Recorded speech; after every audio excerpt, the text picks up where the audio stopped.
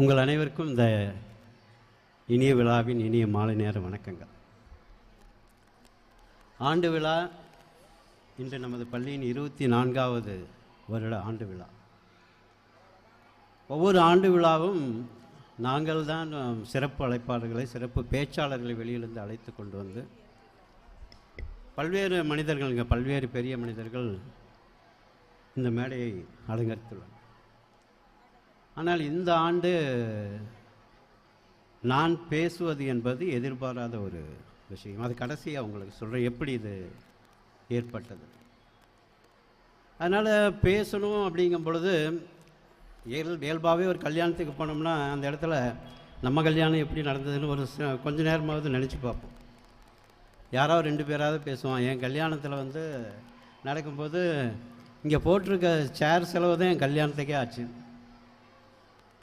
ஒரு சிலர் பேசுவாங்க, இந்த மண்டப செலவு தான் என் கல்யாண செலவாச்சுன்னு. இப்படி பல்வேறு விமர்சனங்கள் ஞாபகத்துக்கு வரும், பல்வேறு நினைவுகள். ஏற்க தானே அது ஒரு எந்த ஃபங்க்ஷனுக்கு போகும். அதே மாதிரி இதை பேசணும் அப்படிங்கும் பொழுது இப்போதான் இந்த மாதிரி சிறப்பாக பேசணும், ஏதாவது பேச வேண்டிய சூழ்நிலை வந்ததுனால நானும் பேசுகிறதுக்கு முன்னாடி சரி நம்ம படித்த இடத்தெல்லாம் எப்படி நடந்தது அப்படின்னு கொஞ்ச நேரம் யோசனை பண்ணேன். ஏன்னா யோசனை பண்ணி அப்போ பார்த்தா தானே நம்ம எப்படி நாம் எப்படி நடத்தப்பட்டோம், இன்று எப்படி விழாக்கள் நடக்கின்றன அப்படின்னு. இப்போ 6ஆம் வகுப்பிலிருந்து நான் அரசு பள்ளியில் படிக்கும் பொழுது நான் தான் பள்ளியில் முதல் மாணவன். அப்பொழுதெல்லாம் எப்படின்னு கேட்டிங்கன்னா, யார் முதல் மாணவனோ அவர்களை தான் பள்ளிக்கு எல்லா விதமான போட்டிகளுக்கும் அழைத்து செல்வார். வகுப்பு தலைவரும் வகுப்பு லீடரும் அவர் தான். அதனால் நான் அப்பயிலே 6ஆவதுலேருந்தே அந்த ஸ்கூலில் லீடரு இந்த மாதிரி வெளியில் பேச்சு போட்டி, கட்டுரை போட்டி அப்படி முதல்ல என்கிட்ட கேட்பாங்க. அப்புறம் நான் வரலைன்னா வேணால் கூட்டிகிட்டு போவாங்க. ஏன்னா ப்ரிஃபரன்ஸ் கொடுத்தாங்க படிக்கிறவர்களுக்கு. அப்பொழுது ப்ரிஃபரன்ஸ் 2ஆம் வகுப்பு வந்தவங்க இப்படி 2 பேர், எத்தனை பேர் வேணுமோ அத்தனை பேர்த்தை கூட்டிகிட்டு போகிறது. அதுக்காக மற்றவர்களுக்கு வாய்ப்பு இல்லை என்பது பொருள் அல்ல. அது எப்படின்னு சொல்கிறேன். அப்படி போகும் பொழுது அந்த முன்னிலைப்படுத்த மாணவருக்கு என்ன பண்ணுவாங்கன்னா, அவர்களே கோச்சிங் தருவாங்க. ஆசிரியர்கள், தமிழாசிரியர் என்ன டாப்பிக்கு பேசணும் அப்படிங்கிறத ஒரு எழுதி கொடுத்து மனப்பாடம். ஏன்னா நல்லா படிக்கிறவங்க தானே மனப்பாடம் பண்ண முடியும். அவர்களோட எண்ணம் என்னன்னு கேட்டிங்கன்னா, பேசுகிறவனை விட நம்ம எழுதி கொடுக்குறத ஒழுங்காக மனப்பாடம் பண்ணி போய் ஒப்பிக்கணும். அது முக்கியம். ஒப்பிக்கணும். கட்டுரை போட்டினா அதை எழுதணும். அதனால் அவர்கள் படிக்கிற மாணவர்களை தேர்ந்தெடுத்துட்டால் வேலை ஈஸி. அப்புறம் இதை பார்த்து விருப்பப்பட்ட பேசுகிற மாணவர்கள் முன்னாடி வருவான். அந்த கான்செப்டில் எழுதி கொடுப்பாங்க. 2 பக்கம், ஒரு பக்கம் எழுதி கொடுப்பாங்க. அப்படித்தான் நான் திருவள்ளுவரை பற்றியும் பாரதியார் பற்றியும் 6ஆம் வகுப்பிலிருந்தே மேடைகளில், சின்ன மேடைகள்னால் எவ்வளோ பெரிய மேடைகள்லாம் இல்லை, பேரசம் இந்த மாதிரி போட்டி மேடைகள், இந்த செந்தமிழ்நாடு என்னும் போதி நிலைங்கிற பாட்டும் சரி, அகர முதல் எழுத்தெல்லாங்கிற தொட்டனை தூர் மணற்கேணி வெள்ளத்தனை மேலதிக்க, இப்படி குரல் பாரதியார் பாட்டு இதெல்லாம் பாடியில் பேசி பழக்கம் இருந்தது.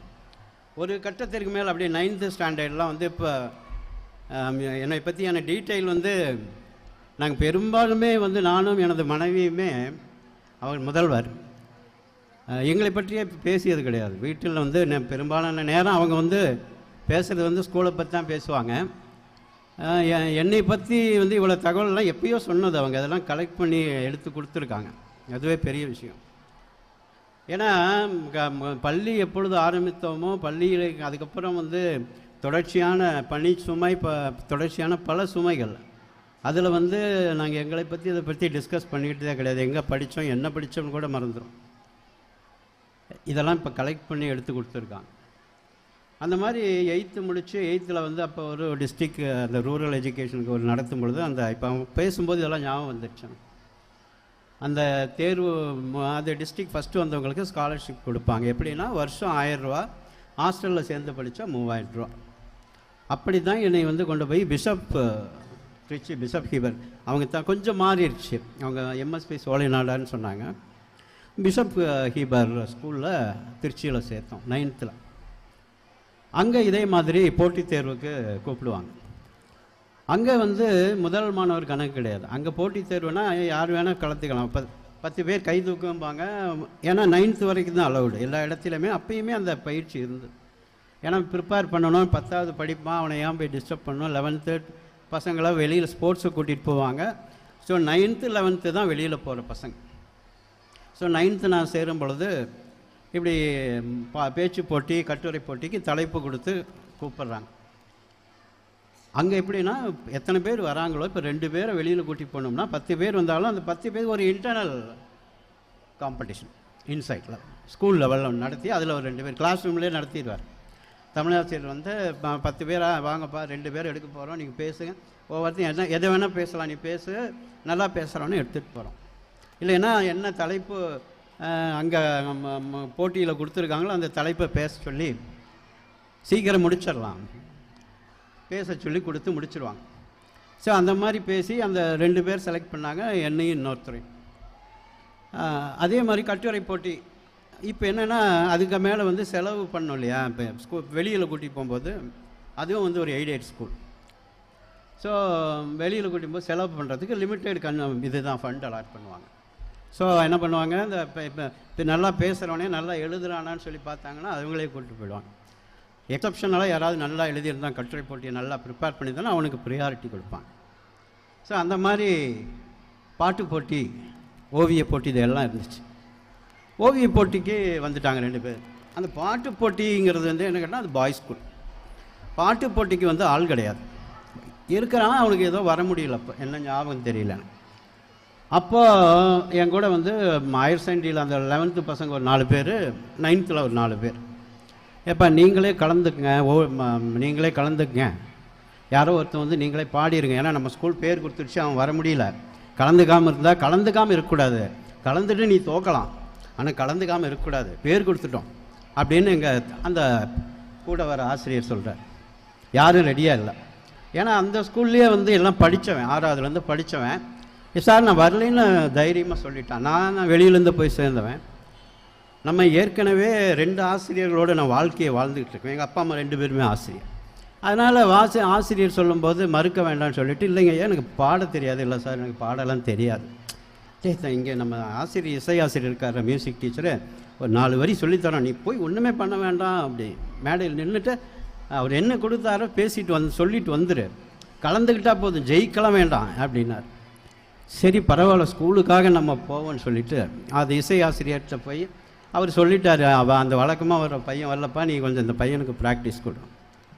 ஏன் அவர் நீ ஒரு வரி பாட சொன்னார். ஒரு பாட்டு எடுத்து, இந்த காக்கை சிறகினில் நந்தலாலம் பாட்டு, இந்த பாட்டு பாடு, ஒரு வரி சொல்கிறேன், இது பாடுன்னு. அப்புறம் கேட்டுட்டு, இப்போ பாடித்தான் ஆகணும், பாடலைன்னா மானம் போகும்னு சொல்கிறாரு. எனக்கு என்ன பயம்னா, நீ பாடி ஏதாவது ஆகிடுமோன்னு பயமாக இருக்குது அப்படின்னா. இல்லை என்ன பண்ணுறது, ஏப்பா கலந்துக்கிட்டே ஆகணுமான்னு கூப்பிட்டு கேட்குறாரு ஆசிரியரை வர சொல்லி. இவனுக்கு பாட தெரியல, எனக்கு ப்ராக்டிஸ்லாம் கொடுக்குற முடியாது, கலந்துகிட்டே ஆகணுமா, எப்போ ஒரு 4 லைன் சொல்லித்தான்ப்பா, நீ பெரிய மியூசிக் டீச்சரு, ஒரு 2 நாள் டைம் இருக்குது, ஏதாவது பண்ணி அந்த பையனை தேர்த்தி விடு, நாங்கள் ஒட்டுக்காக கூட்டிகிட்டு போயிட்டு வேலையை முடிச்சுட்டு வந்துடுறோம். சரின்னு அவர் சொல்லித்தரார். ஒரு 4 வரி, இந்த மொத்தம் இத்தனை லைன் இருக்குது, மொத்தம் 8 லைன், நீ 4 வரி நல்லா மனப்பாடம் பண்ணுறதெல்லாம் நம்ம பண்ணிட்டோம். அங்கே பாடுறதுக்கு நமக்கு அந்த ராகம் அதெல்லாம் வரல. சரி நீ போய் ஒரு அட்லீஸ்ட் பாடிட்டு வந்துடுன்னு சொல்லி போயாச்சு. அங்கே அந்த திருச்சி ஹோலி கிராஸில் தான் வந்து அந்த போட்டி நடக்குது. அது வந்து டிஸ்ட்ரிக்ட்லேருந்து எல்லா இந்த சின்ன 9th 11th எல்லாம் ஒரே ஸ்டூடெண்ட்ஸ் கூட்டம், பெண்கள் மாணவர் பையன் ஆண்கள் பெண்கள் அப்படியே எல்லாருமே கூட்டம். அப்படி சின்ன சின்ன கிளாஸ் ரூமில் ஒரு போட்டியும் அப்படியே லைனாக நடந்துகிட்ருக்க, பேரலல் தான், அப்படியே 10 கிளாஸ் ரூமில் பிரித்து அது பாட்டுக்கு நடந்துகிட்ருக்கோம். அங்கங்கே நடுவர் அந்த பாட்டு போட்டிக்கு இங்கே நம்ம பேச்சு போட்டியை முடிச்சுட்டு நம்ம என்னை கூட்டிகிட்டு போகிறாங்க பாட்டு. அங்கே போய் பாடும் பொழுது காக்கை சிறைகள் நந்தலாலன்னு சொன்ன உடனே சபாஸ் போதும் தம்பி வந்துருன்ட்டார். அங்கே கீழே உட்காந்துருந்த ஜட்ஜு, போதும் கண்ணு வந்துடு அப்படி. எனக்கு வந்து கூட வந்து இன்னொரு பையன் வந்து பரவாயில்ல, எல்லாருக்குமே என்ன 2 லைன் பாடி, ஒரு லைன் 3 லைன், ஒரு சிலர் மட்டும் 4-5 பாட சொன்னான். சரி நீ ஒரு லைன்லேயே நீ செலக்ட் ஆகிட்ட, செம்ம ரொம்ப அட்டகாசம் அப்படின்னு. முடிவுகள் வந்து எல்லாத்தையும் முடித்தோடனே அந்த ரூமை திறந்து விட்டுருவாங்க, எல்லாம் வெளியே போயிடலாம். அப்புறம் ஈவினிங் தான் ரிசல்ட் சொல்கிறேன்னு சொல்லி வெளியில் வந்து என் கூட வந்த கோஆர்டினேட்டர் என்னப்பாச்சு என்னாச்சுன்னு கேட்குறாரு. இல்லை சார் ஒரு வரி பாடினோன்னே சபாஸ் போதுன்ட்டாங்க அப்படின்னு. சரி பரவாயில்ல விடு, அடுத்த டைமாவது 2 வரி பாடுற மாதிரி ப்ராக்டிஸ் பண்ணிக்கோ, நீங்கள் போட்டு செலக்ட் பண்ண போகிறதில்ல, பட் பரவாயில்ல, இன்னொரு 3 லைன் சேர்த்துற மாதிரி உன்னை அடுத்த டைம் வந்து இன்னும் கொஞ்சம் பயிற்சி எடுத்துக்கோ அப்படின்னு சொல்லி, இந்த போட்டிகள் இந்த பிஷப் கிப்னு சொன்னோடனே இந்த நிகழ்ச்சி எனக்கு இப்போ ஞாபகம் வந்தது. அதுக்கப்புறம் எதுக்கு அதை சொல்ல வந்தேன்னா, அப்போது வந்து நம்ம எடுத்த ஒரு சில சுவாரஸ்ய இளமையில் நாம் எந்தெந்த இடத்தில் தடுமாறினோமோ, இல்லை எந்தெந்த இடத்தில் வந்து நாம் கஷ்டப்பட்டோமோ, வேதனைப்பட்டோமோ, வழிகளை ஏற்படுத்தி வழிகளை தாங்கி கொண்டோமோ, அவைகள் தான் இப்பொழுது ஞாபகத்துக்கு வருகின்றன. அந்த பள்ளி காலத்தில் நம்ம சந்தோஷமான நாட்கள் வந்து ஞாபகத்துக்கு வர்றதில்லை, ஆனால் வழிகளை ஏற்படுத்திய நாட்கள் வந்து ஞாபகத்துக்கு வருது. அதே மாதிரி பார்த்திங்கன்னா, இந்த எம்எஸ்பி சோலை நாடாரில் +1 +2 படிக்கும் பொழுது அந்த ஹெட்மாஸ்டர் பேர் வந்து ரத்னபாண்டியன். ரொம்ப ஜெய்ஜாண்டிக்காக இருப்பார். கிட்டத்தட்ட 6.25 நல்ல ஒரு ஸ்போர்ட்ஸ் மேன், நல்லா ஹெவி வெயிட்டாக இருப்பார். ஸோ +1 +2 அங்கே போய் சேர்றோம். ஏன்னா அங்கே நல்ல கோச்சிங் இருந்தது. இன்றைக்கி நாமக்கலை நோக்கி பல்வேறு மாணவர்கள் இப்போ வெளி மாவட்டத்திலிருந்து வருவது போல், அன்னைக்கு வந்து இங்கேருந்து மாணவர்கள் வந்து திண்டுக்கல், நாகூர் இப்படி போன்ற இடங்களுக்கு சென்று கொண்டது. அப்படி நாங்கள் போகும்போது இந்த திண்டுக்கல்லில் அட்மிஷன் கிடச்சிது. சரி, நாங்கள் போய் படிக்கும் பொழுது சேர்ந்தோம். நல்ல ஜெய்ஜாண்டிக்கு ஹாஸ்டலில் சேர்ந்தோம். ரொம்ப கண்டிப்பான மனிதன், ரொம்ப கண்டிப்பு. எப்படின்னா, முடி வந்து இப்படி தான் இருக்கணும் அப்படின்னு 1 இன்ச்சு ஸ்கேல் கூட வச்சுருந்தாலும் வச்சுருப்பார். அவ்வளோதான் இருக்கணும்னா அவ்வளோதான் இருக்கணும் பையனுக்கு, இல்லைன்னா ப்ரேயர்லேயே அடிப்பார். கிட்டத்தட்ட 4000 மாணவர்கள் படித்த இடத்தில் ஒவ்வொரு மாணவனையும் அவர் வந்து கண்டிப்பார். அவன் தலை எப்படி இருக்குது, யூனிஃபார்ம் எப்படி போட்டிருக்கான், பேண்ட் எப்படி பண்ணி வச்சுருக்கான், இதெல்லாம் கவனிப்பார். அவ்வளோ கண்டிப்பானார். எல்லோரும் ஹேர் கட் வந்தோடனே சொல்லிவிடுவார். அடுத்த வாரம் எல்லாம் ஊருக்கு போய்ட்டு, ஹாஸ்டல் பையன்னா ஞாயிற்றுக்கிழமை ஹேர் கட் பண்ணுறதுக்கு ஒரு ஆள் வருவார். வந்து எல்லாத்தையும் அடிச்சிடுவார். அவர் என்ன சொல்கிறாரோ அந்த மாதிரி பையனுக்கு அடிச்சு விட்டுருவோம். ஏன்னா எனக்கு அந்த பிரச்சனை இல்லை. ஏன்னா ஏற்கனவே எங்கள் அப்பா ஒரு தலைமை ஆசிரியர் மாதிரி தான் வீட்டில் வச்சுருந்தார். அதனால் ஏற்கனவே எனக்கு வந்து இங்கே முடி அவ்வளோதான் இருக்கும், 1 இன்ச்சு தான் இருக்கும். அதனால் எனக்கு அந்த டெஸ்ட்டு வந்து எனக்கு ஒன்றும் பெருசாக தெரிவிக்கல. ஆனால் மற்ற மாணவர்கள் வந்து முடி வச்சவனுக்கெல்லாம் வந்து அந்த ட்ரீட்மெண்ட் கொடுத்துட்டு ஹாஸ்டலில் நடத்தினார். ரொம்ப கண்டிப்பானவர். அவர் அடி வாங்கும்போது அவர் பெரம்பல் அடித்தா போதும், நம்ம செஞ்ச பாக்கியம்னு நினைப்போம். ஏன்னா கையில் வந்து ஒரு அறை விட்டார்னா 2-3 சுற்றுவான். அவ்வளோ கோபம் வந்து அடிச்சிட்டார்னா அப்படி சுற்றிடுவான். அவர் வந்து அந்த ஸ்போர்ட்ஸ் குறும்பு செய்கிற மாணவர்கள் தான் அடிப்பார். படிப்பதற்கு பெரும்பாலும் வந்து மிரட்டிட்டு போயிடுவார். அந்த குறும்பு செய்வார் மாணவர்கள், அந்த ஒழுங்கீனமாக நடந்து கொண்ட மாணவர்களை முதல்ல இந்த மாதிரி கையில் கூப்பிட்டு அடிச்சு விடுவார். அவர் வந்து அடிக்கடி அந்த மாதிரி சொல்லும் பொழுது ப்ரேயரில் சொல்லுவார், sound body and sound mind is essential for your development. இது ஏற்கனவே பலர் சொல்லியிருந்தாலும் அவர் முதல்ல சொல்லுவார், நீ வந்து ஒரு முதல்ல 3 குவார்ட்டராக பிடிச்சிக்கிட்டேன்னா வருஷத்தை அகாடமிக் இயர் படிக்கிறத முதல் 4 மாதம் வந்து நல்லா விளையாடு, நல்லா சாப்பிடு, கொஞ்சமாக படி. அடுத்த 4 மாதம் வந்து மீடியமாக சாப்பிடு, மீடியமாக விளையாடு, மீடியமாக படி. கடைசி 4 மாதம் கொஞ்சம் விளையாடு, கொஞ்சம் சாப்பிடு, நிறைய படிங்க. இதுதான் அவர் ஒவ்வொரு ப்ரேயர்லையும் சொல்கிறது. அப்படி சொல்லி பசங்களை வந்து பசங்களோடு வாழ்ந்தவர். எதற்கு இதெல்லாம் வந்து இந்த ஆண்டு விழாவில் இப்படி ஞாபகத்துக்கு வந்த நினைவுகள். இப்படி இப்போ ஒரு 30-37 வருஷம் ஆச்சு இந்த 12th முடித்து. கடந்த ஒரு 2 மாதங்களுக்கு முன்பு வந்து என்னோடய வகுப்பு தோழருடைய மகள் திருமணத்துக்காக எல்லா பசங்களும் அந்த படித்த மாணவர்கள் ஒரு பேட்ச் ஒன்று சேர்ந்தது. அப்படி பண்ணும்போது ஒரு தோழர் வகுப்பு தோழர் வந்து தற்பொழுது மத்திய அரசு பணியில் மிகப்பெரிய ஒரு பதவியில் இருப்பவர். படிக்கும்போது ஒரு ஸ்போர்ட்ஸ் பர்சன், மிகப்பெரிய தற்சமயம் அவர் வந்து நல்ல ஒரு ரோல் இருக்கார். அவர் நினச்சா அவர் வந்து லஞ்சமாக பல லட்சங்களை வாங்கக்கூடிய இடத்தில் இருக்கக்கூடிய ஒரு பதவி. அப்படி பேச்சுவாள் இருக்கும்போது, நீ எப்படி அங்கே போன அப்படின்னு சொன்னால், எனக்கு ரத்னபாண்டியன் சார் தான் ஞாபகத்துக்கு வருது. அப்படி எதனாலப்பா, எதனால் ஆச்சரியமாக இருக்க அப்படின்னு நாங்களாம் மறந்துட்டோம். ஏன்னா நம்ம படித்தோம், அதுக்கப்புறம் எல்லாம் மெரிட்டில் எல்லாம் போயிடுச்சு. இல்லை பணம் எப்படி சம்பாதிக்க, நம்மள மாத சம்பளம் தான். இது நான் எப்பயுமே அடிக்கடி வந்து இதுக்கு நான் வந்து நன்றி சொல்கிறது வந்து நம்மளோட ஹெட்மாஸ்டர் தான். இல்லை எதனால் அப்படி, நீ அவர்கிட்ட அறை வாங்கியிருக்கியான்னு? இல்லை பார்த்துருக்கேன், நான் வாங்கியிருக்கேன். ஒரு நாள் வந்து ஸ்போர்ட்ஸ் விளையாடிட்டு, ஏன்னா இங்கே ஸ்கூலில் வந்து இந்த மாதிரி கிரவுண்டு இருக்கும், இந்த மாதிரி ஸ்கூல் இருக்குன்னா நம்ம அமைச்சியம்மன் கோயில் மாதிரி இருக்கிற இடத்துல தான் வந்து ஹாக்கி ஃபுட்பால் கிரவுண்டெலாம் இருக்கும். சார் என்ன ஆகிடும், இங்கேருந்து அங்கே டெய்லி லைனில் போயிட்டு விளையாடிட்டு லைனில் திரும்பி வரும். அப்படி அதுதான் ப்ராக்டிஸ் அவங்களுக்கு. அவன் ஸ்போர்ட்ஸ் பர்சன், அவர் ஹாக்கி பிளேயர். அப்படி போயிட்டு வரும்பொழுது கடைசியில் நாங்கள் 2 பேர் வந்தோம். அந்த இன்பிட்வீனில் ஒரு கடை, ஒரு டீ கடை. அது ஏன்னா இதேமாதிரி பஞ்சாயத்து ரோட்டில் போய் தான் அந்த கிரவுண்டுக்கு போகணும். அந்த இடத்துல ஒரு டீ கடை வச்சுருக்காரு. கடைசியில் 2 பேர் வந்தவன் டீ கடைக்குள்ளே போயிட்டான். போயிட்டு சமோசா சாப்பிட்டோம் நாங்கள் 2 பேரும். கோபு சமோசா சாப்பிட்டான், அவன் சாப்பிட்டான். நான் சொன்னேன் வேணாண்டான்னு, அவன் தான் கூட்டிகிட்டு போனான், பாலா தான். நான் வாய் எடுத்து வச்சுருப்பேன். நம்ம ஹெட்மாஸ்டர் கிராஸ் பண்ணுறாரு ஸ்கூட்டரில். கிராஸ் பண்ணும்போது திரும்பி கடையை பார்த்துக்கிட்டே போயிட்டார். நான் அப்படியே அந்த சமோசாவை கீழே போட்டேன். பார்த்தவொடனே பயத்தில் கீழே போட்டேன். சரி, அவன் அப்படியே முழுங்கிட்டான். சரின்னு ஓடணும். ஓடி கேட்டில் போய் பார்க்கல, நல்ல வேலை, ஏன்னா வண்டியை நிறுத்திட்டு அடிப்பார், நம்மளை பார்க்கல, ஓடிடலான்னு சொல்லி ஓடும் பொழுது உள்ளே போனவொடனே வாட்ச்மேன் வந்து இப்படி 2 பேர்த்து கையும் இப்படி பிடிச்சார். உங்கள் 2 பேர்த்தையும் ஹெட்மாஸ்டர் கூட்டிகிட்டு வர சொன்னார். நான் அப்படியே கூட்டிகிட்டு போனார். உள்ளே போனது தான் தெரியும். நின்றுக்கிட்டு இருந்தார். அவர் என்ன கோபத்தில் வந்திருந்தாருன்னு தெரியல. முதல்ல நான் தான் போனேன். எதுக்குடா கடையில் நின்று என்னடா பண்ணுறேன்னார். பசிச்சுது சார், சமோசா சாப்பிட்டேன்னு நான் தான் தைரியமாக சொன்னேன். ஓங்கி ஒரு அறை விட்டார்.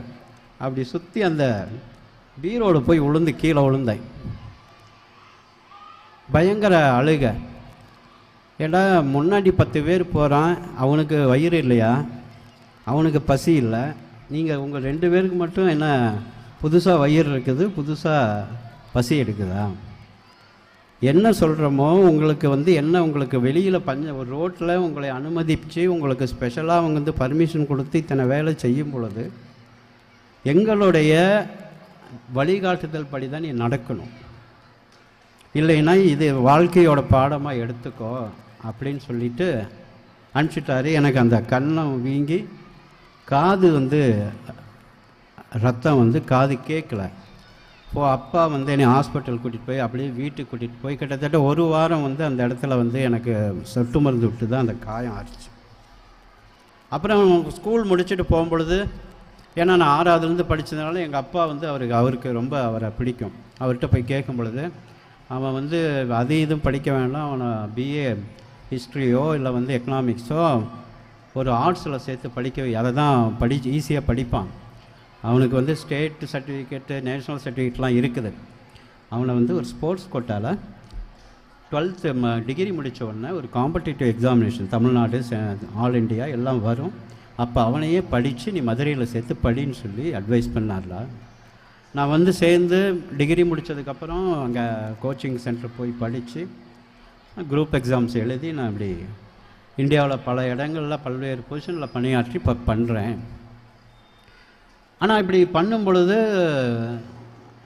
பல்வேறு சூழல்களில் நான் தவறு செய்கிறதுக்கான வாய்ப்புகள் வரும்.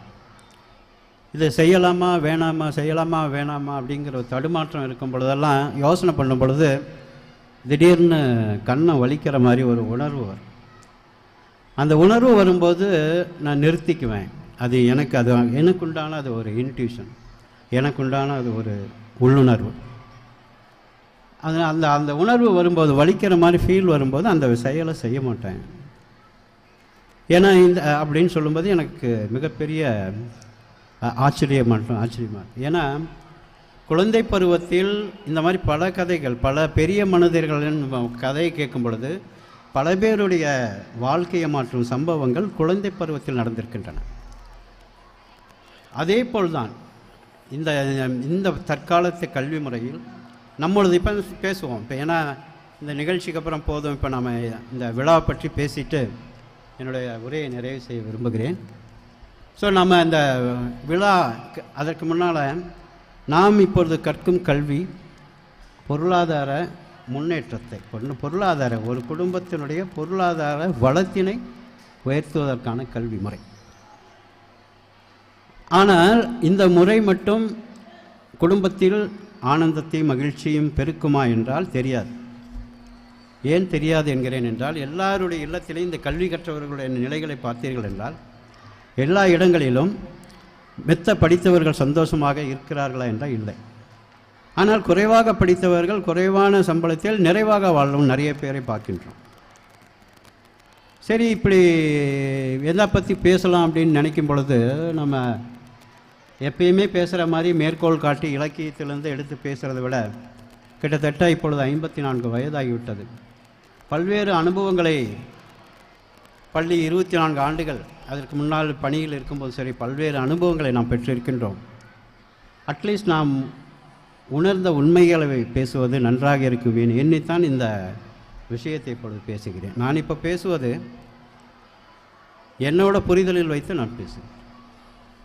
ஸோ கல்வி முறை எப்படி இருக்க வேண்டும், நம்மளுடைய குடும்பத்தில் ஆனந்தம் இந்த கல்வியினால் கிடைக்கின்றதா? ஏன்னா அல்டிமேட்டாக நம்ம என்ன வாழ்க்கையினுடைய எண்டு என்னன்னு கேட்டிங்கன்னா மகிழ்ச்சி. மனுஷன் வந்து படிப்பது எதற்காக? நன்றாக சம்பாதிக்க வேண்டும் என்பதற்காக படிப்பை மேற்கொள்கிறான். படிச்சுட்டு நல்லா சம்பாதிக்கணும், சம்பாதிச்சுட்டு மகிழ்ச்சியாக வாழ வேண்டும் குடும்பத்தில். அதில் கிடைக்கின்றதா? வெறும் பொருளாதாரத்தில் அந்த மகிழ்ச்சி கிடைக்கிறதா என்பது தான் என்னுடைய கேள்வி. இப்படி கேட்டுக்கொண்டிருக்கும் போது எனக்கு ஒரு கதை ஞாபகத்துக்கு வந்தது. இதுவும் நான் பேசுவது எல்லாம் உங்களுக்கு புதிதல்ல, எல்லாமே உங்களுக்கு தெரிஞ்ச கதை தான். கொங்கணர் என்ற ஒரு சித்தர் வாழ்ந்த கதை. அந்த கதை வந்து கதை சொல்லும் பாடம் கொஞ்சம் வித்தியாசமாக இருக்கும். அந்த முனிவர் தவத்தினை மேற்கொள்கின்றார். ஒரு காட்டில் ஒரு மரத்தடியில் கடுமையான தவத்தை மேற்கொண்டிருக்கின்றார். மேற்கொண்டிருக்கும் பொழுது அந்த மரத்தின் கிளையிலிருந்து ஒரு கொக்கு அவர் மேல் எச்சமிடுகிறார். அது அவர் தளத்தை கலைத்து விட்டார். கோபத்தில் கண் விழித்த கொங்கணர் அந்த கொக்கை பார்க்கும்போது கொக்கு சாம்பலாகிவிட்டார். அவருக்கு உடனே ஆச்சரியம், இவ்வளோ பெரிய தவ வலிமையா எனக்கு, என் கண்களுக்கு, என்னோட உணர்வுகளை உடனே அது தாக்கிவிட்டது. என்னுடைய உணர்வை அது பாய்ச்சி அது எதிராளியை தாக்கி கொன்று விட்டதே, இவ்வளவு வலிமையா என்று அவருக்கு சற்று கர்வம் கூட. சரி என்று சாதுக்கள் முனிவர்கள் எல்லாமே வந்து பிச்சை எடுத்து உண்பது வழக்கம். அது அந்த கால பிச்சை எடுப்பது என்பது எல்லாரோட வீட்டிலும் நின்று அன்று தங்களுடைய பசியை ஆற்றிக்கொள்வார்கள். அப்படி ஒரு வீட்டின் முன் நின்று பிச்சை கேட்கிறார். வருகிறேன் ஐயா என்று சொல்லிவிட்டு குரல் வந்தது, ஆள் வரவில்லை. காத்திருக்கிறார், கோபம் வருகிறது. கொஞ்ச நேரம் கழிச்சு அந்த அம்மா வருகிறார். அம்மா வந்தவுடனே கையில் சாப்பாடோடு வர்றாரு. இவர் கோபத்தில் அந்த அம்மாவை பார்க்குறார். சாப்பாட்டை வாங்கிறதுக்கு முன்னாடி கோபத்தோடு பார்க்குறார். பார்க்கும்போது அந்த முனிவர் சொல்கிறார், சித்தர் சொல்கிறார், என்ன கொங்கனா, என்னை கொக்கென்று நினைத்தாயா அப்படின்னு கேட்குறார். அவருக்கு சற்று தூக்கி வாரி போட்டது. என்னடா அது, நாம் காட்டில் நடந்த நிகழ்ச்சியை இவர் இப்படி சாதாரணமாக, இந்த பெண் வீட்டுக்குள் வேலை செய்து கொண்டிருந்த பெண் எப்படி சொல்ல முடியும்? நமக்கு தானே ஞானம் இருக்கிறது, இந்த பெண்ணிற்கு எப்படி நான் செய்த செயலை சொல்ல முடியும், என்னோட உணர்வுகளை அது சொல்ல முடியும் என்று ஆச்சரியப்பட்டு பார்க்கின்றார். தாயே, உனக்கு எப்படி இது எப்படி உங்களுக்கு சாத்தியம்? நான் செய்த செயல் எப்படி உங்களுக்கு தெரிந்தது? என் பெயர் எப்படி தெரிந்தது? இல்லை கொங்கணவா, நான் என்னோட கணவருக்கு உள்ளே உணவு பரிமாறிக்கொண்டிருந்தேன், பசியாற்றி கொண்டிருந்தேன், என்னோட கடமைகளை செய்து கொண்டிருந்தேன், அதனால் சற்று காலதாமதமானது. வேறு ஒன்றும் என்னிடம் நான் தவ வலிமை கிடையாது, தவ பெண்மணி கிடையாது. அதனால் எனக்கு இந்த ஞானம் இதை பற்றியெல்லாம் தெரியாது. இல்லை தாயே, நீங்கள் சொல்ல வேண்டும் இதை எப்படி என்று எனக்கு தெரியாது. நீங்கள் வேண்டுமானால் இந்த ஊரில் ஒரு புருஷர் இருக்கிறார், அவரிடம் போய் கேளுங்கள். அவர் நீங்கள் போய் கேட்டிங்கன்னா கடைவீதியில் இருப்பார், அவர்கிட்ட போங்க. அவருக்கு ஏதாவது தெரிஞ்சால் உங்கள் சந்தேகத்தை அவர் சொல்லுவார் அப்படின்னு சொல்லி அங்கே அனுப்புகிறாங்க. சரின்னு இவருக்கு சாப்பிட்றதை விட அந்த விஷயத்தை எப்படி தெரிந்தது என்ற தகவல் தெரிய வேண்டும் என்று வேகமாக செல்கிறார். அங்கே கடை வீதியில் பார்க்கும் பொழுது அவன் பேர் தர்மசித்தன் என்ற பெயர். அவன் வந்து என்ன பண்ணுறான், இறைச்சி கடை நடத்தி கொண்டிருக்கான். இவனுக்கு மறுபடியும் கோபம் வருகிறது. என்னடா அது, ஒரு பெண் வந்து இப்படி நம்மளை ஒரு இறைச்சி கடை நடத்திக்கிட்ட அனுப்பிச்சிருக்கா, நம்ம எவ்வளோ பெரிய முனிவர், நம்மளை போய் இங்கே கொண்டு போய் அனுப்பிச்சிருக்கா அந்த அம்மா, இவர்கிட்ட போய் நான் என்ன கேட்குறதுன்னு யோசனையோடு அந்த கடையை கடக்க முற்பட்ட பொழுது அந்த கடைக்காரர் கேட்டார், என்ன கொங்கனாரே, உங்களை வந்து வாசிக்க அனுப்பிச்சாங்களான்னு கேட்குறார். அந்த பெண்மணி என்று அந்த கதை, இது கதையா, இது வழக்கத்தில் உள்ள கதை. அந்த பெண்மணி பெயர் வாசிகை என்றும் அந்த உள்ளே இருந்த பெண்மணியின் கணவர் பெயர் வள்ளுவர் என்றும் தகவல்கள் சொல்லுகின்றன. என்ன உங்களை வாசிகை அனுப்பிச்சாரான்னு கேட்குறார். இப்போ இருக்கிற மாதிரி செல்ஃபோன்லாம் கிடையாது, அதனால் அவருக்கு தகவல் வந்திருக்க போகிறதில்ல.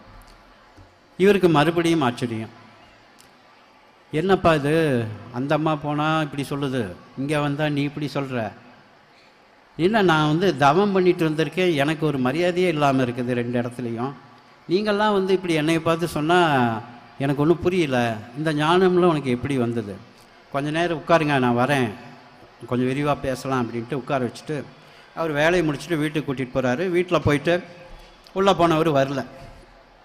அவர் வரத்துக்கும் இவர் உட்காந்துருக்காரு. என்னடா அது, அங்கே அம்மா அந்த அம்மா அங்கே நிற்க வச்சு சோறு போட்டது, இவன் கூட்டிகிட்டு வந்து இவ்வளோ நேரம் உட்கார வச்சுருக்கான், என்ன நம்ம நிலைமை இப்படி ஆயிடுச்சுன்னு யோசிச்சுட்டு இருக்கும்போது அவர் கொஞ்சம் நேரம் கழிச்சு வந்துட்டு அவர் சொல்கிறாரு, இல்லைப்பா இல்லைங்க ஐயா, உள்ளே வந்து என்னோடய அப்பா அம்மா வயசானவங்க நோய்வாய்ப்பட்டு இருந்தாங்க, அவருக்கு உண்டான வேலையை செஞ்சுட்டு அவங்க பசிக்கும், அவங்கள முதல்ல பசி ஆற்றிட்டு தான் வர்றதுக்கு காலதாமம் ஆச்சு, உங்களுக்கு என்ன சந்தேகம், இந்த எதை பற்றி நீங்கள் கேட்க வேண்டும் என்று விரும்புகிறீர்கள்னு கேட்குறான். இல்லைப்பா இந்த ஞானம்லாம் எப்படி, ஐயா இது ஞானம் என்றெல்லாம் எங்களுக்கு தெரியாது, நீங்கள் வரும் பொழுது எனக்கு உள்ளே தோன்றுகிறது, நான் பேசுகின்றேன் என்று உங்களை முன் சந்தித்ததில்லை, ஆனால் என் பெயர் எப்படி தெரியும் என்றெல்லாம் எனக்கு தெரியாது, கேட்பேன், வழக்கத்தில் சரியாக இருக்கும், அதே போல் உங்களிடம் கேட்டேன், சரியாக இருந்தது, அவ்வளவுதான். இது கொங்குனரை மிகவும் ஒரு சிந்தனைக்கு ஆட்பட்டது, ஒரு கருத்தினை அது பதிவு செய்தது. இது மிக நுட்பமாக இதில் கவனிக்க வேண்டும் என்று பார்த்தோமானால், அந்த ஒரு பெண்ணும் அந்த ஆணும் அவர்கள் செய்தது மிக எளிமையான சாதாரண குடும்பத்தில் நடக்கக்கூடிய செயல்கள். ஆனால் அவர்கள் தங்கள் கடமையை ஒரு அர்ப்பணிப்போடு செய்து கொண்டிருந்தார்கள். இங்கு ஒரு தவ புருஷர் ஆச்சரியப்படும் வகையில் அவர்களுக்கும் அந்த ஞானம் கிடைத்தது. இதை பற்றி அந்த கதை வந்து இந்த நுட்ப செய்தி மறுபடியும் என் முன் பல கேள்விகளை நிறுத்தியது. என்ன மாதிரி என்றால், இயற்கையிலேயே பார்த்திங்கன்னா இன்றைக்கி சயின்ஸ் இல்லாமல் நம்ம எதையும் நம்புறதில்லை, ஆதாரம் இல்லாமல் நாம் எதுவும் நம்புவதில்லை. அதுதான் இப்போ அறிவியல் செய்து கொண்டிருக்கிறது. 16ஆம் நூற்றாண்டின் பிற்பகுதியிலிருந்து இந்த அறிவியலின் ஆதிக்கம், சயின்ஸ் என்ற டெக்னாலஜியோட வளர்ச்சி 16, 17, 18, 19, 20 நூற்றாண்டுகளில் ஒரு அபரிதமான வளர்ச்சி. அதற்கு முன்னால் சயின்ஸ் என்று தனியாக கிடையாது. ஒரு கிரேக்க நாட்டு தத்துவ ஞானிகளும் வடமொழி புலவர்களும் தென் தமிழ் புலவர்களும் எழுதிய பல வகைப்பட்ட நூல்கள் விஞ்ஞானத்தை பற்றி இலக்கியத்தோடு சேர்ந்து கொடுத்திருந்தன. மருந்தியல், வானவியல், இது எல்லாற்றும் அவர்கள் பாட்டாக கொடுத்திருந்தார்கள் இலக்கியத்தோடு. கிரேக்க தத்துவ ஞானிகள் உட்பட வெஸ்டர்ன் கண்ட்ரீஸுக்கெல்லாம் கிரேக்க தத்துவ ஞானிகள் உதாரணமாக எடுத்துட்டோம். அதனால் இங்கே இலக்கியங்களோடு பின்னி இருந்தது எல்லாமே, சயின்ஸ் என்று ஒன்று கிடையாது. ஆனால் 16ஆம் நூற்றாண்டு கலீலியோவிலிருந்து நியூட்டனிலிருந்து இவர்கள் எல்லாம் வந்து சயின்ஸ் ஒரு புதிய பரிமாணத்தை ஆதாரத்துடன் நிரூபித்ததனால் அறிவியல் வேறு விதமான வளர்ச்சியை கண்டது. அப்படி 16, 18 நூற்றாண்டுகளில் பல முக்கிய நிகழ்வுகள், நியூட்டன் வந்து மேலேருந்து விழுந்த ஆப்பிள்லேருந்து புவியீர்ப்பு கிராவிடேஷனல் எனர்ஜி ஃபீல்டு அப்படிங்கிறத ஒன்று கண்டுபிடிச்சார். அந்த மாதிரி பார்த்திங்கன்னா முதலில் இந்த ஆட்டம் அப்படிங்கிறத வந்து ஜான் டால்டனுங்கிறவர் 16ஆம் நூற்றாண்டில் ஃபஸ்ட்டு அணுவை கண்டுபிடிக்கிறார். அணு என்றது தான் மிகவும் பேசிக் பார்ட்டிக்கல் இந்த பாடி. எல்லா மேட்டர்ஸ்க்கும், எல்லா விதமான பொருள்களுக்கும், எல்லா விதமான அடிப்படை வந்துன்னா ஒரு அணு அப்படிங்கிற ஒரு தகவலை முதல்ல அதுக்கு முன்னாடி இருந்த நூட்களிலேருந்து சயின்ஸ்லேருந்து எடுக்கல, ஒரு தத்துவத்திலேருந்து, கிரேக்க தத்துவத்திலேருந்து எடுத்து அதை கொடுக்குறார். அதுக்கு பின்னாடி ஜே டால்சன், தாம்சன், இதெல்லாம் வந்து ஆல்பர்ட் ஐன்ஸ்டீன், இவங்க எல்லாமே வந்து இதை வந்து இந்த தொடர் ஆராய்ச்சியில் இந்த அணுக்கள் பற்றிய தியரி, அணுக்களில் வந்து நியூட்ரான், அந்த நியூக்ளியஸ், ஆட்டம் நியூக்ளியஸ், அதில் proton positive energy, neutral, outer Ringer's electron negative energy, இதை பற்றியான ரிசர்ச். இது வந்து 17th century 18th centuryலாம் வந்த டெவலப்மெண்ட்ஸ். எயின்ஸ்டீன் தான் வந்து இதையும் தாண்டி ஒரு ஆராய்ச்சி முடிவில் பிளாக் ஹோல் தியரி, கரும்புள்ளி தியரின்னு சொல்லிட்டு, அது வந்து நினச்சி பார்க்காத முடியாத உற்பத்தி பண்ணுற இடம் பிளாக் ஹோல் அப்படின்னு அவர் கொடுத்துருக்காரு. அதை பற்றியான ஆராய்ச்சிகள் இப்பொழுது நடந்து கொண்டிருக்கின்றன. ஸோ இந்த சிந்தனை வந்தது எப்படி அறிவியல் வந்து இப்படி வரும் பொழுது, அதாவது இப்போ நம்ம பிசின்னு சொல்கிறோம், கிபின்னு சொல்கிறோம் இல்லையா, கிமு கிபி, அந்த மாதிரி தமிழில் சொல்லும் பொழுது பொது ஊழின்னு சொல்லுவாங்க. பொது ஊழிக்கு முன், பொது ஊழிக்கு பின், கிபிக்கு அப்படி சொல்கிறோம். அந்த மாதிரி முன்னாடி சொல்லும் பொழுது இந்த அணுங்கிற வார்த்தையை வந்து அடிப்படை தமிழ் இலக்கியத்துக்கு ஒரு அடிப்படை நூல்னு பார்த்தோம்னா இலக்கண நூலாக வந்து தொல்காப்பியம் இருக்குது. அந்த காலகட்டத்தில் திருமூலருங்கிறவரும் இதை பயன்படுத்தியிருக்கார். அணுங்கிற வார்த்தையை திருமூலர் வந்து கிமு பல நூற்றாண்டுகளுக்கு முன்னாடி, கிட்டத்தட்ட 5-6ஆம் நூற்றாண்டுகள் முன்னர், கிட்டத்தட்ட 2700-800 வருஷங்களுக்கு முன்னாடி இது நடந்தது. அப்பொழுது தொல்காப்பியரும் திருமூலரும் அதற்கு பின் வந்த காலகட்டத்தில் ஔவையாரும் இதையெல்லாம் பாடியிருக்கின்றார். இப்போது நேரம் வந்து அந்த பாட்டை கூட பாட முடியும், பாட்டை கூட சொல்ல முடியும், பாட முடியாது. ஆனால் இப்போது சற்று குறைவாக தான் இருக்கிறது என்று நினைக்கிறேன். அப்படி தானே? சீக்கிரம் முடிச்சிடலாம் இல்லையா? அங்கே கை காமிச்சிட்டாங்க, இன்னும் 5 நிமிஷத்தில் முடிச்சிடுங்க. அதனால் ஒரு தொல்காப்பியர் வந்து வகைப்படுத்தியிருக்கிறார். இலக்கணம் என்பது வெறும் இலக்கணம் மட்டுமல்ல, அது வரலாற்று தொகுப்பு. பழங்கால தமிழ் இனம் எப்படி இருந்தது, ஒரு 5 வகை நிலங்களாக பிரிக்கப்பட்டு, குறிஞ்சி, முல்லை, மருதம், நெய்தல், பாலை, அங்கிருந்த மக்களின் தொழில், வாழ்க்கை, கடவுள், விலங்குகள், இதையெல்லாம் விரிவாக விளக்கியிருக்கு. அதில் கடைசியில் மரபியலில் உயிரினத்தை பற்றி பிரிச்சிருக்கார். அது என்னென்னா, ஓரறிவு உள்ளது தொடு உணர்ச்சியை கொண்டிருக்கும், ஈரறிவானது தொடு உணர்ச்சியோடு நாவல் சுவை உணர்ச்சியை பெற்றிருக்கும், மூவுயிர் வந்து சுவையுணர்ச்சியோடு மூக்கின் வழியாக, சுவாசத்தின் வழியாக நறுமணத்தையும் வகைப்படுத்த தெரிந்திருக்கும். அடுத்தது உணர்ச்சியாக 4ஆவதாக கண்கள் வழியாக பார்வை உணர்ச்சியை கொண்டிருக்கும். 5ஆவது, இப்படி உயிரின தொகுப்பை 6வது வகை வரியில் என்ன செஞ்சிருக்கார், 6வது உயிரினங்கள் மனம் என்னும் சிந்தனையோடு இருக்கும் என்று கொடுப்பார். இது அவர் எழுதிட்டு கடைசியில் எழுதுவார், இப்படி வகைப்படுத்தி இருந்தார்கள் முன்னாள் மனிதர்கள். அப்படி அவர் என்ன சொல்கிறார், அதுக்கு முன்னாடி எப்பயோ எழுதியிருக்காங்க, நான் அதை சொல்கிறேன்ப்பா அப்படிங்கிறது தான் கருத்து. அப்படி என்றால் தற்போது வகைப்படுத்த அறிவியல் வளர்ச்சி எப்படி அவர்களுக்கு சாத்தியமானது? ஔவையார் எழுதியிருக்கின்றார் 10ஆம் நூற்றாண்டு வாக்கில், அணுவிற்கணுவாய் அப்பாலுக்கு அப்பாலாய் கணுமுற்றி நின்ற கரும்புள்ளை போற்றி. கரும்புள்ளியை பற்றி ஒரு ஔவை பாட்டி தமிழில் எழுதிவிட்டு சென்று விட்டார், பாட்டார். இப்போ அது வந்து 17ஆம் நூற்றாண்டில் ஆல்பர்ட் ஐன்ஸ்டீன் வந்து அந்த தியரியை எழுதி கொண்டிருந்தார். இது எப்படி சாத்தியம்? இப்படி யோசனை பண்ணிட்டு இருக்கும்போது ஒரு வரி, செந்தமிழன் ஒரு எழுத்தாளர், ஒரு சொற்பொழிவாளர், அவர் சொன்ன வரி ஒன்று ஞாபகம் வந்தது. முதல் மழை பெய்த பொழுது முதல் மழை பெய்யும் பொழுது உலகில் மரங்கள் இல்லை என்று. முதல் மழை துளி விழுந்தபோது நிச்சயமாக இந்த நிலத்தில் புல்வெளி எதுவும் இருந்திருக்காது. அது எப்படி சாத்தியமோ அது போலத்தான் எதுவும். முதல் மனிதன் தன் இறைநிலை உணரும் பொழுது இது சாத்தியமானது. அவர்கள் எப்படி இந்த இறைநிலையை உணர்ந்திருப்பார்கள்? ஏனென்றால் விவேகானந்தர் ஒரு வார்த்தையை சொல்லியிருக்கின்றார், இந்த எல்லா மேட்டர்ஸும், all the matters in the universe are in yours அப்படி. அது எப்பொழுது சாத்தியம்? நீ பிரபஞ்சத்தோடு உன்னை இணைத்து கொண்டால் இது சாத்தியம். அப்படி என்றால் அவர்கள் தங்களை இணைத்து கொண்டவர்கள். எப்படி இணைத்திருக்கிறார்கள்?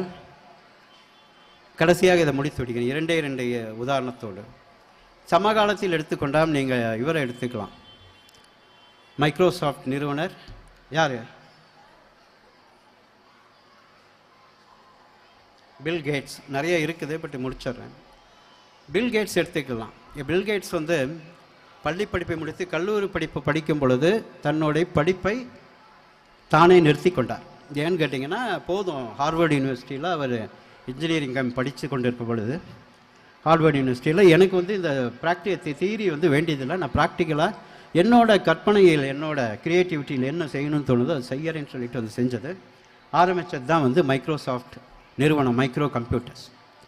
1970s ஆரம்பிக்கப்பட்ட அந்த மைக்ரோசாஃப்ட் நிறுவனம், மைக்ரோ கம்ப்யூட்டர்ஸ் தான் இன்றைக்கி கம்ப்யூட்டர் ரெவல்யூஷனுக்கே ஒரு பேஸ்.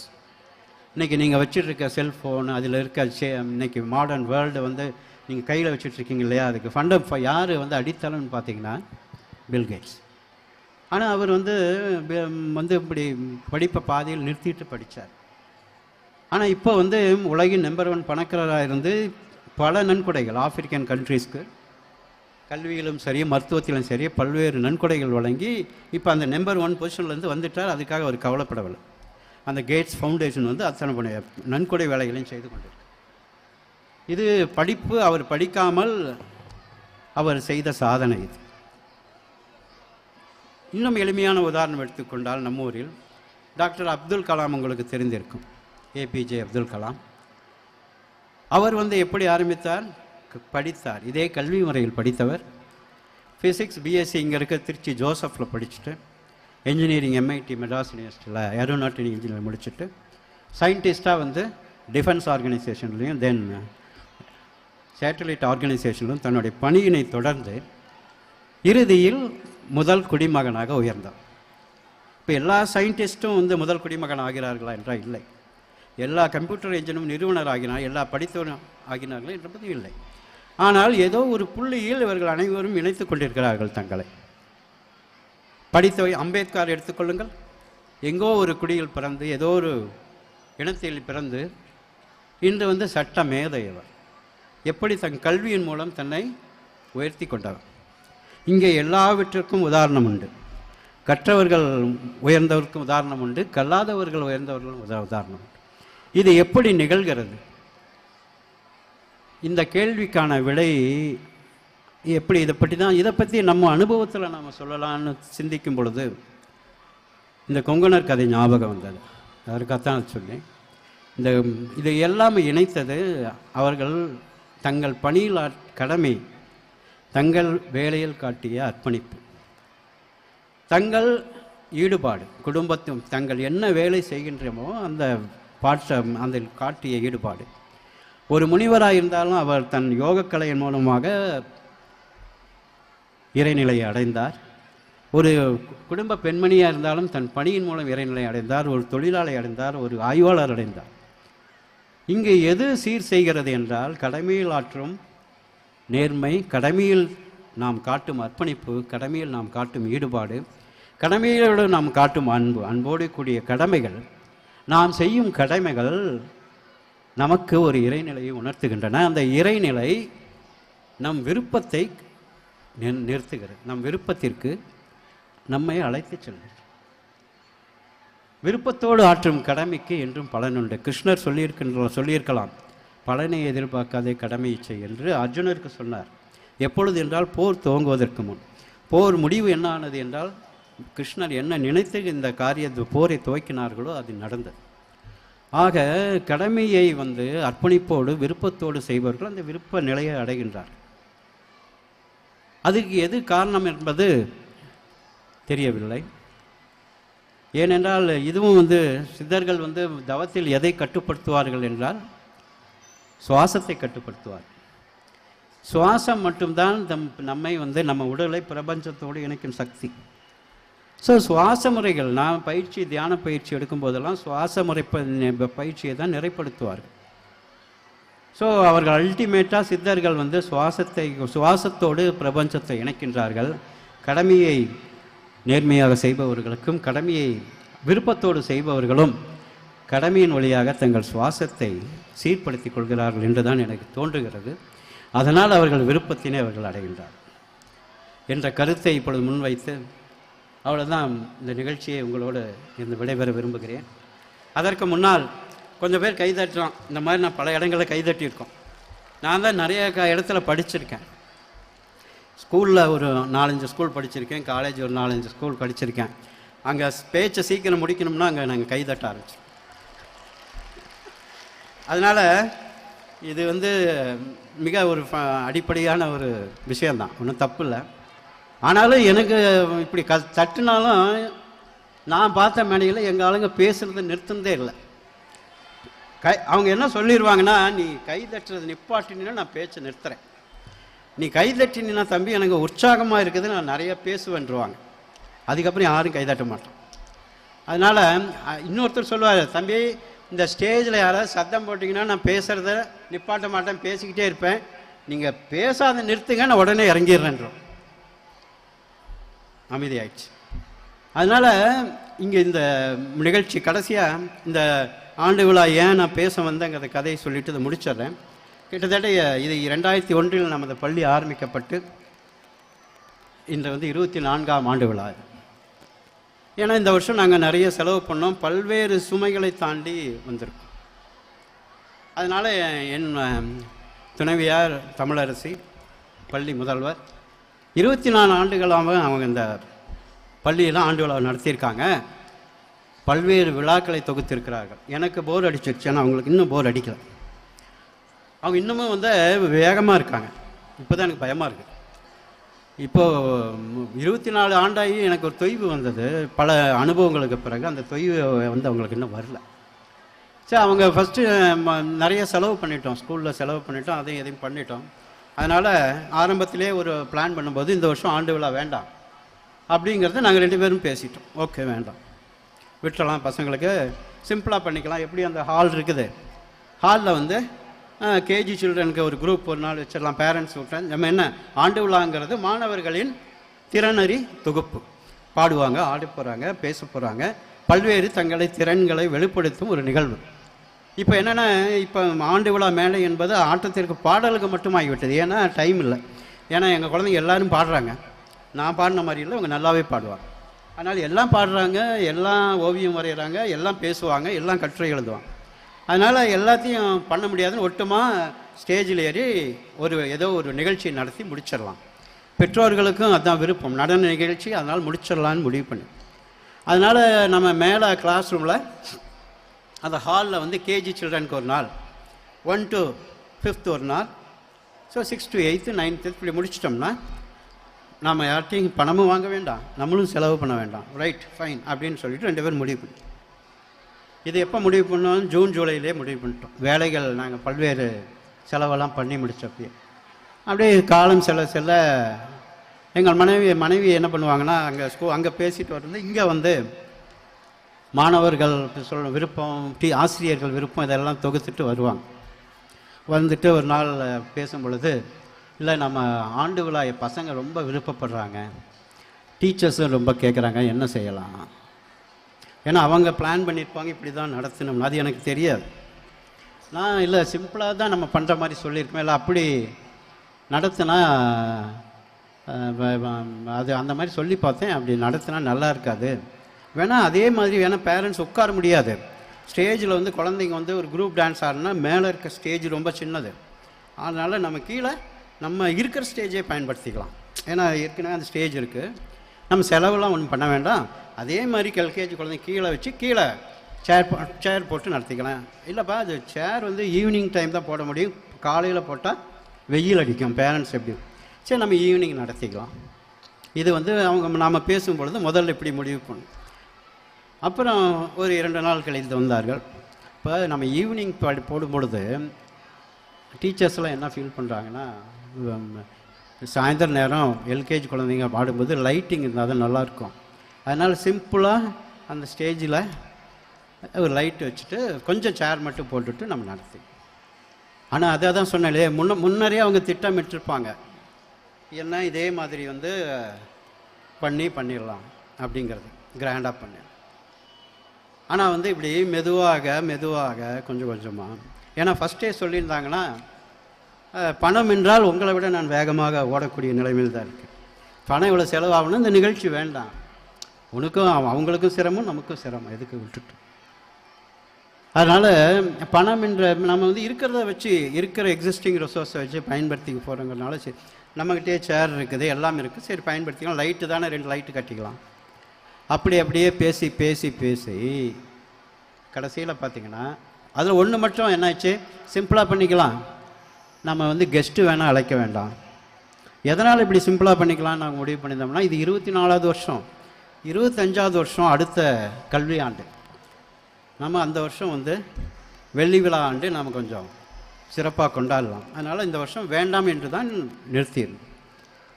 சரி, அது அப்படி டிசைட் பண்ணும்போது சிறப்பு அழைப்பார் வேண்டாம் அப்படின்னு சொல்லிட்டு, அதுக்கு யார் பேசுறது, வேறு யார் பேசுவா, நீங்கள் தான் பேசணும், நாங்களாம் நிறையா பேசிட்டோம், அதெல்லாம் நீங்களே பேசிடுங்க, நம்ம அந்த செலவை குறைச்சோம்னா எல்லாம் இன்க்ரீஸ் ஆகும் அப்படின்னு சொல்லி, அதுதான் இப்படி நான் வந்து பேச வேண்டிய காரணம் அது. ஆகையினால் நண்பர்களே, இந்த விழா, இந்த உரையோடு நான் நிறைவு செய்ய விரும்புகின்றேன். பல்வேறு இந்த 24 வருடத்தில் எப்படி என்னோட பள்ளி நாட்டில் நினைக்கின்றோம், அதே மாதிரி நம்மளோட கல்வி நிறுவனத்தை நினைத்தால் இந்த 24 ஆண்டுகளில் பல்வேறு அவமானங்கள், பல்வேறு கஷ்டங்கள், என்னை விட முதல்வர் அவங்க வேறு வழி இல்லாமல், எதனால் என்றால் பேரண்ட்ஸ் என்ன பண்ணுவாங்கன்னா, தன் குழந்தை மேல் இருக்க அதீத பாசத்தில் ஒரு சின்ன தப்பு நடந்தால் அது குழந்தை மேல் தவறு இருக்கும், அதை ஆராய்ந்தால் அந்த தவறு குழந்தை மேல் இருக்கும் அல்லது அந்த பெற்றோர்கள் மேல் இருக்கும். ஆனால் அவசரப்பட்டு மிக கடுமையாக அங்கே வந்து பேசுவார். அத்தனைக்கும் அவங்க வந்து பொறுமையாக தான் இருப்பாங்க, அதை நிதானமாக அதை விளக்கி சொல்லுவார்.